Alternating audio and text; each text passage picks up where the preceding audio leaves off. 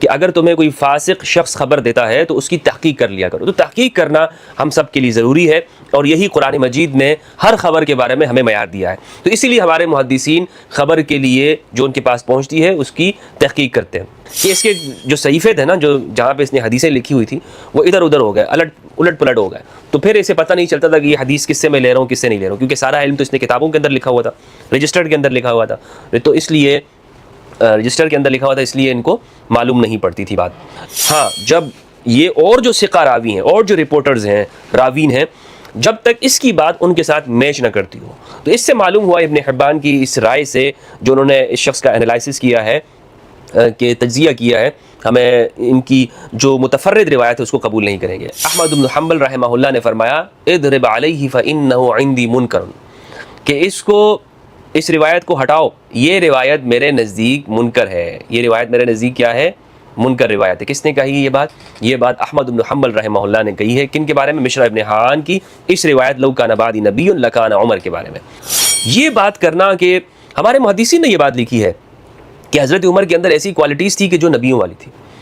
اور یہ جو روایت ہے نا، لو کان بعدی نبی لکان عمر، بہت سارے ہمارے احباب اس کو، آپ ان سے اگر سوال بھی پوچھیں گے تو وہ آپ کو یہی جواب دیں گے کہ حضرت عمر کے اندر ایسی کوالٹیز تھی کہ اگر محمد بن عبداللہ صلی اللہ علیہ وآلہ وسلم وہ مبعوث نہ ہوتے تو حضرت عمر مبعوث ہوتے. جس سے معلوم ہوتا ہے کہ رسول اللہ صلی اللہ علیہ وآلہ وسلم نے امام علی علیہ السلام کو اپنی زندگی کے اندر یہ بیان کیا کہ یہ وہ شخص ہے کہ جو میرا وزیر ہے، یا جس طرح موسیٰ کی زندگی میں ہارون تھے اور وہ دین کو بیان کرنے والے تھے. لیکن رسول اللہ نے ساتھ میں یہ بھی فرما دیا لا نبی بعدی، لا نبی بعدی. یہ نہیں فرمایا کہ علی کے اندر تو ساری کوالٹیز نبیوں والی تھی، اور لیکن پھر بھی علی نبی نہیں ہے، نبی میں ہوں تو میرے بعد کوئی نبی نہیں ہے. اس طرح کا جملہ کوئی رسول اللہ نے نہیں فرمایا. تو یہ ختم نبوت کے ساتھ مطابقت نہیں رکھتی ہے یہ روایت. بسم اللہ والصلاة والسلام علی رسول اللہ وآلہ وعلی. السلام علیکم ورحمۃ اللہ وبرکاتہ. امید کرتا ہوں آپ لوگ خیریت سے ہوں گے. اللہ رب العزت آپ سب کو اپنے زمان میں رکھے. اللہم صلی علی محمد وآل محمد وبارک وسلم وصلی علیہ. اسلامی تاریخ سے واقفیت رکھنے والا شخص یہ بات اچھی طرح سے جانتا ہے کہ مسلمانوں کے درمیان میں جب ان کے ہاں سیاسی اختلافات ہوئے تو اس کے نتیجے میں ایسے فرقوں، گروہوں اور جماعتوں کا وجود سامنے آیا، ایسے گروہ ظاہر ہوئے کہ جنہوں نے اپنے عقائد، اپنے نظریات کی حمایت کے لیے احادیث گھڑنا شروع کی.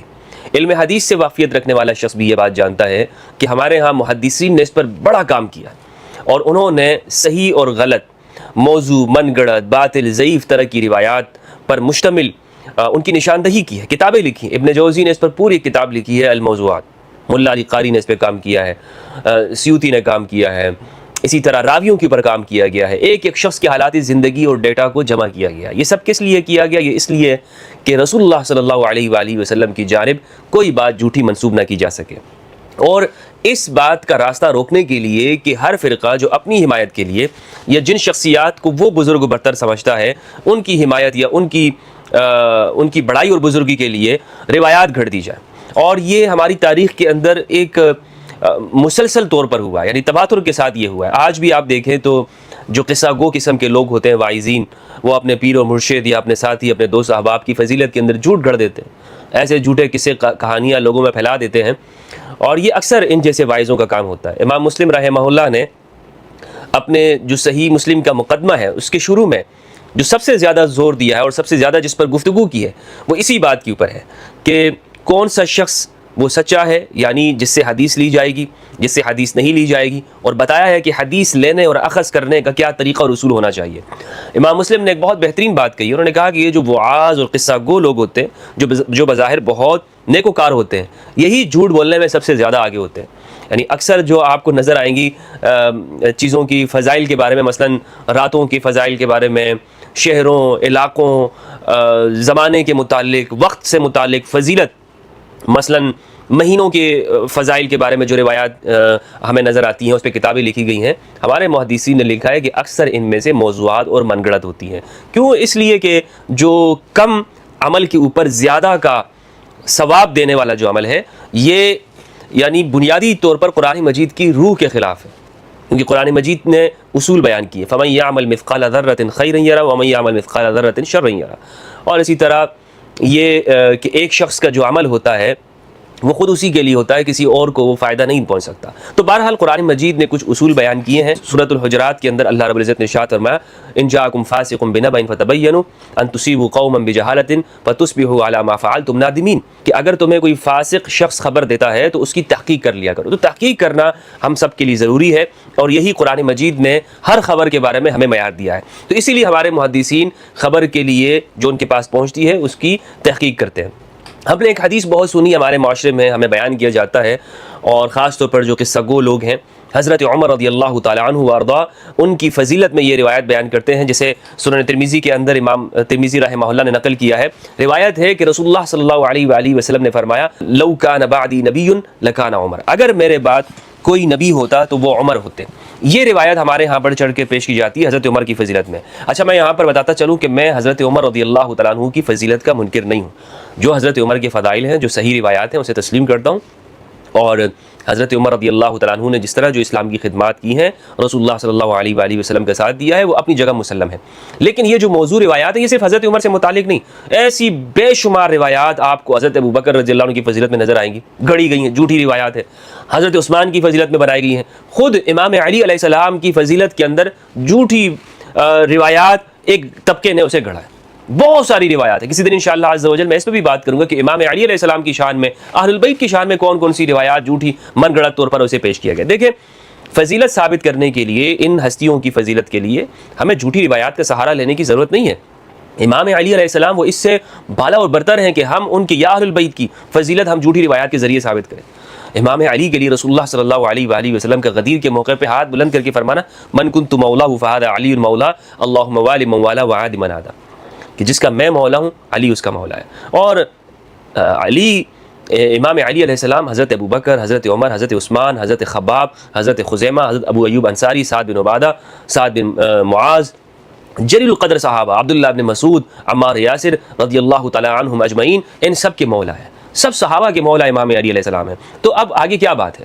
اور صحیح بخاری، صحیح مسلم کی متواتر روایت ہے، صحیح روایت بھی متواتر بھی ہے، انت منی بمنزلۃ ہارون من موسیٰ الا انہ لا نبی بعدی، کہ آپ کا مقام مردہ میرے ساتھ وہ ہے کہ جو جس طرح کے موسیٰ کے ساتھ ہارون کا تھا، لیکن میرے بعد کوئی نبی نہیں ہے۔ تو الغرض کہنے کا مقصد یہ ہے کہ جھوٹی روایتیں گڑی گئی ہیں، بنائی گئی ہیں، اور اسے ہماری کتابوں کا حصہ بنایا گیا ہے۔ تو آج ہم اس ویڈیو کے اندر یہ گفتگو کریں گے کہ یہ روایت لو کان بعدی نبی لکان عمر، اگر میرے بعد کوئی نبی ہوتا تو وہ عمر رضی اللہ عنہ ہوتے۔ کیا یہ روایت صحیح ہے؟ کیا یہ روایت ہمارے محدثین کے اصولوں کے مطابق درست بیٹھتی ہے یا اسے گھڑا گیا ہے؟ میں نے آپ کو بتایا کہ ہمیں کسی کی محبت کے اندر، جس طرح روایت کے اندر آتا ہے، رسول اللہ نے فرمایا صلی اللہ علیہ وآلہ وسلم حبک الشیء یعمی ویسم، آپ کا کسی چیز سے محبت کرنا آپ کو اندھا اور بہرا بنا دیتا ہے، یعنی آپ پھر اس کے معائب کی طرف نہیں جاتے اس چیز کی، تو آپ صرف یہی دیکھتے ہیں کہ محاسن ہی آپ کو اچھائی ہی نظر آتی ہے۔ تو حضرت عمر رضی اللہ تعالیٰ عنہ سے محبت ہمارے اہل سنت کے اندر یہ شعار ہے، لیکن اگر ایک چیز وہ محدثین کے اصولوں کے مطابق نہیں ہے تو اسے ہمیں تسلیم کرنا چاہیے۔ سنن ترمذی کی حدیث نمبر 3686 ہے۔ امام ترمذی رحمہ اللہ نے باب مناقب عمر رضی اللہ عنہ کے اندر اس حدیث کو نقل کیا ہے۔ عقبہ بن عامر سے یہ روایت ہے، اور ان سے مشرہ ابن حعان نقل کرتے ہیں۔ روایت کے الفاظ میں نے آپ کو بتا دیے، لو کان بعدی نبی لکان عمر، اگر میرے بعد کوئی نبی ہوتا تو وہ عمر ہوتے۔ ترمذی رحمہ اللہ کہتے ہیں ھذا حسن غریب لا نعرفه الا من حدیث مشرہ ابن حعان، یہ حدیث حسن غریب ہے، یعنی ایک ہی سند ہے اس کی، اور ہم صرف اسے مشرہ ابن حعان کی سند سے ہی جانتے ہیں۔ مشرہ ابن حعان یہ راوی کا نام ہے کہ جس نے عقبہ بن عامر سے نقل کیا ہے۔ عقبہ بن عامر یہ صحابی ہیں، مرکزی جو راوی ہیں جو اس حدیث کو نقل کرتے ہیں وہ عقبہ بن عامر ہیں، اور ان کے بعد جو حدیث بیان کرنے والے ہیں وہ مشرہ ابن حعان ہیں۔ اچھا، ترمذی کا میں نے آپ کو حکم بتا دیا۔ اس حدیث کو نقل کیا احمد بن حنبل نے فضائل صحابہ میں، حدیث کا نمبر ہے 498، طبرانی نے معجم الکبیر کے اندر، اور نمبر ہے 822۔ یہ جو حدیث ہے، اس حدیث میں جو مرکزی راوی میں نے آپ کو بتایا مشرہ ابن حعان ہے۔ اس حدیث کے بارے میں ہمارے اہل سنت کے جلیل القدر محدث ابن حبان رحمہ اللہ نے اس حدیث پر جرح کی ہے۔ وہ کہتے ہیں، انہوں نے کتاب لکھی ہے المجروحین کے نام سے، جس کے اندر ان راویوں کا ذکر ہے کہ جو راوی معتبر نہیں ہے۔ اس میں یہ لکھتے ہیں جلد نمبر 2 صفحہ 367، مشرہ ابن حعان کی زندگی میں وہ لکھتے ہیں کنیتہ ابو مصعب، ان کی کنیت ابو مصعب ہے، عدادہ فی اہل مصر، یہ مصری تھے، یروی عن عقبہ بن عامر احادیث مناکیر، یہ عقبہ بن عامر سے منکر روایتیں بیان کرتے ہیں۔ یہاں میں آپ کو ایک اصول بیان کرتا چلوں، یہ اکثر اس کو ہمارے ہاں محدثین نے اس طور پہ بیان نہیں کیا، لیکن جو حدیث جب آپ پڑھیں گے نا انشاءاللہ، جب آپ مطالعہ کریں گے، اور تو آپ کو اس زمانے کے حالات کا بھی جائزہ لینا چاہیے۔ مثلا آج آپ دیکھ لیں کہ ایک شخص اگر کسی ایک خاص جماعت کا بندہ ہو یا اس کی وابستگی ایک خاص جماعت کے ساتھ ہو، اور وہ آگے ایک رپورٹنگ کرتا ہو، تو آپ یہ کہیں گے کہ بھائی یہ اس جماعت کا ہی بندہ ہے، اور یہ تو اس کا کام تو ہے، یہ اس جماعت کی اچھائیاں ہی بیان کرے گا۔ تو ایسے ہی ہمیں حدیثیں سمجھنے کے اندر ہمیں یہ غور کرنا چاہیے کہ یہ جو روایت ہمارے سامنے آ رہی ہے نا کسی کی فضیلت کے اندر، یا کسی اس شخص نے خود جس کے بارے میں یہ روایت بیان کر رہے ہیں ان کے ساتھ کیا اس کے تعلقات کیسے تھے، اور کیا یہ ان کی جماعت کا فرد ہے، تو یہ ہمارے نظر میں ضرور ہونا چاہیے۔ اب یہ روایت جو نقل کی ہے عقبہ بن عامر رضی اللہ عنہ نے نقل کی ہے، اور ان سے مشرح ابن عان نے نقل کی ہے۔ یہ مشرح ابن عان کے بارے میں ابن حبان کہتے ہیں کہ یہ شخص عقبہ بن عامر سے ہی نقل کرتا ہے۔ تو یہ کہتے ہیں کہ یاد رکھیں کہ جب بھی یہ مشرح ابن عان یہ عقبہ بن عامر سے روایت کرتا ہو، اور اس روایت کرنے میں یہ منفرد ہو، یعنی اکیلا ہو، اور کوئی بھی شخص جو عقبہ بن عامر سے ان کا شاگرد بھی ہے وہ اس بات کو نقل نہ کرتا ہو، اکیلا صرف یہاں پر مشرح ہو، تو ایسی روایت اس کی منکر ہوگی، من گڑت ہوگی، اس کو ہم نہیں لیں گے، یعنی سند کے اعتبار سے یہ ضعیف اور کمزور ہوگی، اس کی کوئی متابعت نہیں کی جائے گی، اس کی طرف ہم نے کان نہیں دھرنا ہے۔ کہتے ہیں لا يتابع عليها روى عنه ابن اللهيعة والليث وأهل مصر والصواب في أمره ترك من فرد من الروايات والاعتبار بما وافق الثقات۔ کہتے ہیں کہ اعتبار اس کے اندر یہ ہے کہ جب یہ منفرد ہوگا عقبہ بن عامر سے روایت کرنے میں تو ہم اس کی بات کو نہیں لیں گے، ہاں جب یہ اور جو ثقہ راوی ہیں اور جو رپورٹرز ہیں راوین ہیں جب تک اس کی بات ان کے ساتھ میچ نہ کرتی ہو۔ تو اس سے معلوم ہوا ابن حبان کی اس رائے سے جو انہوں نے اس شخص کا انالائسس کیا ہے کہ تجزیہ کیا ہے، ہمیں ان کی جو متفرد روایت ہے اس کو قبول نہیں کریں گے۔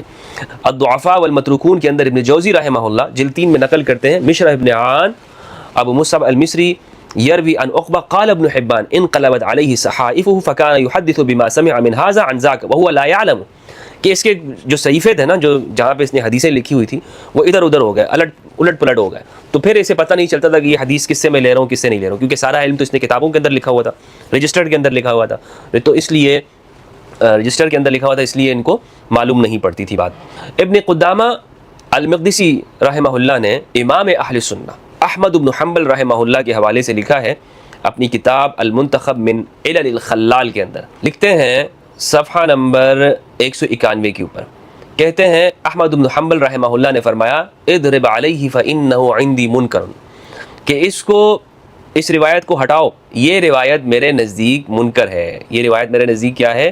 منکر روایت ہے۔ کس نے کہی یہ بات احمد بن حنبل رحمہ اللہ نے کہی ہے، کن کے بارے میں؟ مشرح ابن عان کی اس روایت لو کان بعدی نبی لکان عمر کے بارے میں۔ تو یہ احمد بن حنبل کا ایک موقف ہے، جو چوٹی کے عالم ہیں، اہل سنت والجماعت کے محدثین میں سے ہے، لہٰذا یہ جو روایت ہے اس میں کوئی صحیح درجے کی نہیں ہے۔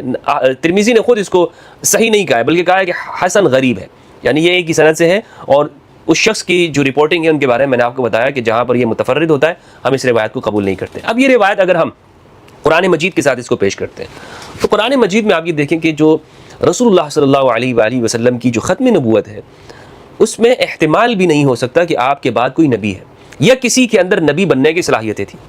یہ بات کرنا کہ ہمارے محدثین نے یہ بات لکھی ہے کہ حضرت عمر کے اندر ایسی کوالٹیز تھی کہ جو نبیوں والی تھی، اور یہ جو روایت ہے نا لو کان بعدی نبی لکان عمر، بہت سارے ہمارے احباب اس کو آپ ان سے اگر سوال بھی پوچھیں گے تو وہ آپ کو یہی جواب دیں گے کہ حضرت عمر کے اندر ایسی کوالٹیز تھی کہ اگر محمد بن عبداللہ صلی اللہ علیہ وآلہ وسلم وہ مبعوث نہ ہوتے تو حضرت عمر مبعوث ہوتے۔ اور کچھ موضوع من گڑت روایتیں اس طرح کی ہیں جنہیں ہمارے محدثین نے من گڑت کہا ہے۔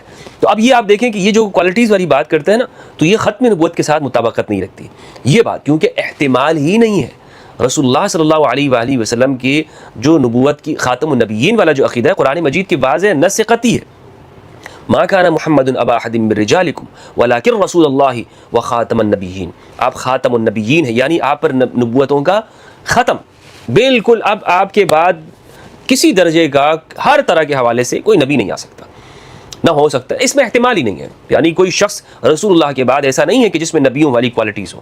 تو یہ روایت قرآن مجید کی اس واضح نص کے مخالف ہے۔ امام علی علیہ السلام، آپ یہ دیکھیں سورہ طٰہٰ کی آیات ہیں، میں آپ کے سامنے تلاوت کرنا چاہوں گا. سورہ طٰہٰ 20 کی 31 سے آپ دیکھیں. اعوذ باللہ من الشیطان الرجیم، بسم اللہ الرحمن الرحیم. واجعل لی وزیرا من اہلی ہارون اخی اشدد به ازری واشرکہ فی امری کی نسبحک کثیرا ونذکرک کثیرا انک کنت بنا بصیرا. ان آیات کے اندر حضرت موسیٰ اور حضرت ہارون علیہ السلام ان واقعہ بیان کرتے ہوئے حضرت موسیٰ کی دعا کا ذکر کیا. حضرت موسیٰ علیہ السلام اللہ کے سامنے دعا کرتے، پروردگار میرے اہل میں سے میرے لیے ایک وزیر بنا دے، یعنی میرے بھائی ہارون کو. خود ہی آگے بتا دیا کہ میرے اہل میں سے ہونا چاہیے تو وہ ہارون ہو.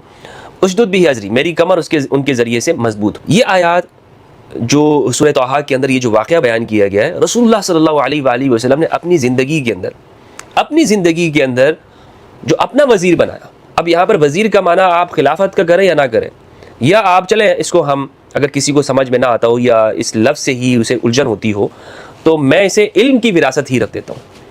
یعنی حضرت موسیٰ نے جو حضرت ہارون کے لیے جو وزیر کا لفظ استعمال کیا اور مانگا ہے پروردگار سے، تو آپ یہ سمجھ لیں کہ جو رسول کی زندگی میں علم کو بیان کرنے والا ہوگا، نبوت کے علم کو. تو اسی طرح رسول اللہ نے اپنی زندگی کے اندر جو اللہ سے مانگا ہے یا جسے قرار دیا ہے وہ علی بن ابی طالب علیہ السلام ہے. فرمایا تبوک کے موقع پر انت منی بمنزلت ہارون من موسیٰ الا انہ لا نبوت بعدی یا الا انہ لا نبی بعدی. صحیح بخاری کی روایت 3706، صحیح مسلم کی روایت 6220، طویل روایت ہے، جس سے معلوم ہوتا ہے کہ رسول اللہ صلی اللہ علیہ وآلہ وسلم نے امام علی علیہ السلام کو اپنی زندگی کے اندر یہ بیان کیا کہ یہ وہ شخص ہے کہ جو میرا وزیر ہے، یا جس طرح موسیٰ کی زندگی میں ہارون تھے اور وہ دین کو بیان کرنے والے تھے. لیکن رسول اللہ نے ساتھ میں یہ بھی فرما دیا لا نبی بعدی، میرے بعد کوئی نبی نہیں ہے. یعنی کسی کے ذہن میں بھی یہ نہیں آنا چاہیے کہ اگر حضرت علی رضی اللہ تعالیٰ عنہ علیہ السلام وہ رسول اللہ صلی اللہ علیہ وآلہ وسلم کے ساتھ ان کا مقام اور مرتبہ ایسا ہے جیسے موسیٰ کے ساتھ ہارون کا تھا، تو شاید رسول کے جانے کے بعد آپ نبی ہوں گے. تو رسول اللہ نے فرمایا نہیں، لا نبی بعدی. یہ نہیں فرمایا کہ علی کے اندر تو ساری کوالٹیز نبیوں والی تھی اور لیکن پھر بھی علی نبی نہیں ہے، نبی میں ہوں تو میرے بعد کوئی نبی نہیں ہے. اس طرح کا جملہ کوئی رسول اللہ نے نہیں فرمایا. تو یہ ختم نبوت کے ساتھ مطابقت نہیں رکھتی ہے یہ روایت. اور میں نے آپ کو بتایا کہ اس کے اندر ضعف پایا جاتا ہے اور راوی کا ضعف ہے جو منکر روایتیں بھی بیان کرتا تھا.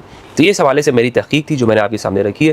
اگر کسی کی تحقیق اس سے الگ ہوتی ہے تو یہ آپ کا حق ہے اور آپ کا رائٹ ہے، آپ کوئی بھی تحقیق رکھ سکتے ہیں. السلام علیکم دوستو، کیسے ہیں آپ سب؟ امید کرتا ہوں آپ سب خیریت سے ہوں گے. ہماری یہ ویڈیو آپ کو کیسی لگی ہے ہمیں کمنٹ سیکشن میں ضرور بتا دیا کریں، اور ہمارے ویڈیو کو لائک، سبسکرائب اور شیئر بھی ضرور کیا کریں تاکہ ہر آنے والی نئی ویڈیو آپ کے پاس بر وقت پہنچ سکے. اور آپ سے یہ ریکویسٹ رہتی ہے کہ ہمارے اس ویڈیو کو اپنے دوست، احباب اور رشتہ داروں کے ساتھ زیادہ سے زیادہ شیئر کیا کریں تاکہ ان کے پاس بھی ذکر محمد والے محمد کی یہ مجالس بر وقت پہنچ سکیں اور مستفیض ہو سکیں. ویڈیو دیکھنے کا بہت شکریہ. السلام علیکم ورحمۃ اللہ.